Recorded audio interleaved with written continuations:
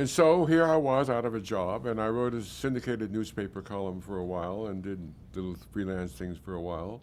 And then one day in 1979, I got a call from somebody saying he was speaking for Ted Turner, that Turner was planning to start some new kind of network and wanted to offer me a position as his first employee of that network. I had very little idea what they were talking about and kept asking a lot of questions. I knew very little about Turner except that he sailed ships and got drunk a lot, and that and he had done something about us taking over, getting a superstation by taking a station and giving a signal by satellite to other cable things. A very vague idea. And also, I thought that he might ask me to do things like commercials or something which I mightn't like. So I kept asking a lot of questions until finally Turner said, look, I don't have time for this. Come on out to Las Vegas where the cable television industry is meeting. I'm having a press conference there tomorrow. You come out to Las Vegas, I'll sit down with you, and I'll try to answer all your questions. And if you agree, we'll sign something, and you come out to the press conference with me. If not, you go back, no harm done. And so I went out to Las Vegas, had this long talk with him, began to understand a little better what it was he had in mind, 24 hours a day of news for cable. Cable was hungry to fill up the hours. Well, I began to see what his strategy was, and in business terms, it seemed to make some sense. But I was still a little worried about what he might ask me to do. And finally he said, look, tell you what, call your lawyer, call anyone, sit down and write down that you won't have to do anything you don't want to do, and I'll sign that. Well, that seemed to be all right, and I agreed, and we did that. I should interject, what I began to realize as time went on is that I'm not sure he knew very much about me or cared very much about me, but what he needed was to give some sense of journalistic legitimacy to something which people didn't know anything about, and that my name might mean old-time journalist, all the rest of it. What he really wanted me for was, I think, for window dressing. If I ever did any reporting for him, that would be nice, but I don't think it was absolutely necessary. And so I went to work for him, and this was a year before CNN started, and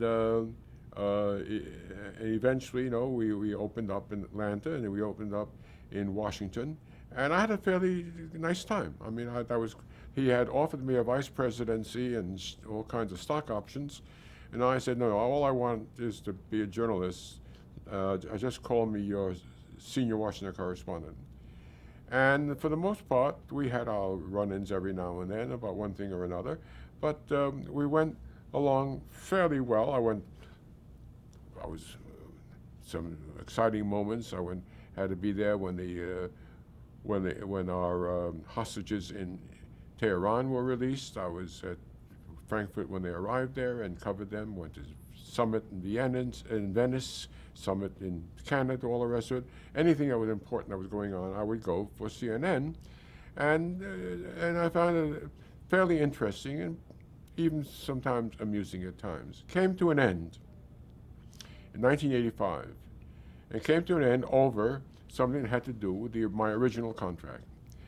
By now, Turner had big visions of taking over some big network like CBS or NBC with junk bonds and a lot of money. In order to raise that money, he was getting various people, one of whom was John Connally, former governor of Texas. And in order to butter up John Connally, he said to Connally, I'll tell you what, during the political conventions, we'll have you on the air with Dan Schorr as our guest co-commentator. But when they told me that, I said, I can't do that. I can't do that. I never mind what I may think of John Connally, who was indicted, although not convicted, of corruption in the Nixon administration. But I'm not going to be his he's not a journalist. They were very irritated with me. And then when my contract expired in April 85, they offered me the contract, but striking that clause that gave me the right to turn down assignments, which I had invoked in order not to appear with John Connally. And they said, no, after 5 years, CNN, you don't really need protection. I said, well, if you say so, then I do need protection. And the contract expired, and it was over. What do I have? A dish in my yard, which Ted Turner gave me before there was cable in Washington, he said, so my family could know where I was. Did you work with Reese Schoenfeld? Yes, Reese Schoenfeld yes, Reese Schoenfeld was the one for whom I had done some commentaries for a little organization that he had called ITNA, Independent Television News Associates, and he was the one who was the original link between Ted Turner and me. He became president of CNN. I suspect that he had as much to do with the creative thinking on that as Ted Turner did. Did you bring any personnel into Did I bring personnel? No. All my life I've wanted not to be involved in other people's expense accounts. Well, how did you then link up with NPR? Well, I had even before I went to work for CNN, I'd been doing occasional commentaries for NPR. And indeed, one of the conditions I set when I joined them was that I could continue doing occasional commentaries for All Things Considered on NPR. So now in 1985, it became widely known that I had left CNN Turner and perhaps had left television. And CNN approached me and asked if I'd like to expand my involvement with them into something like almost full-time. That is 2 or 3 commentaries a week, a long thing on Saturday morning, an essay on Sunday morning, and all the rest of it.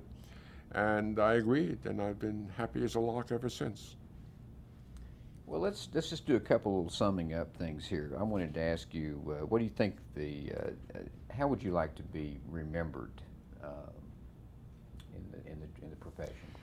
Well, the funny thing is it's something like what Who's Who asks me for a line that would go typify everything. And for a long time I said I'd like to be remembered as the one who tried to find out what people needed to know and somebody wasn't telling them. But now, in the age of internet, in the age when people are deluged with information, and the last time that Who's Who asked me, I said, I want to change that. I want to say you're getting information called data from everywhere, from all over. I want to help you to understand it. Well, I think that's a great place to stop, and I want to thank you for the time you've given us, Mr. Schorr. It's been a great interview. Thank you. Great pleasure, sort of.